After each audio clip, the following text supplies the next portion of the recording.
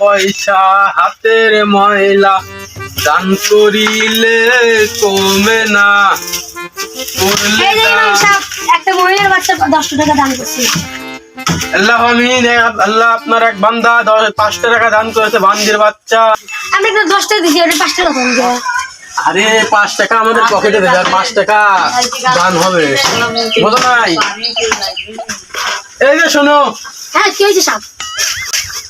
শুধু নিজের পকেট ভরায়ও না, আমাকে কিছু দিও। আর যেভাবে টাকা পয়সা নিয়ে আসবা, দরকার পড়লে মায়ের কেটে 2-4টে লাশ পড়লে তবুও টাকা পয়সা নিয়ে আসবা। আচ্ছা দাও। এত বড় লোক বাড়ি কার এত সুন্দর টয়লেট? টয়লেট আছে না? বন্ধ হয়েছে, কেউ আগে নেই। আমি একবার বলছি এই শালাকের তবে আইডিয়াও শান্তি নাই না। এই দাদু এই দেখ সেটা নাই সব সাইড দিয়ে আমাকে স্টিহা নাই সাইড দিয়ে তোরি আমি দোষী, তুমি পকেট চেক করো। মারি শালা আমি মরে গেলাম সাইড দে। এই যে ভাই কাটের মতো দিবে।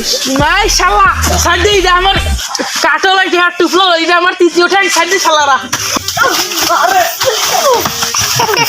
তুই যে একজন বাকি আছেন। আরে বাবা আমি মুহূর্তের বসছি, তাও আপনার কে আছেন? পরে হয়েছে না।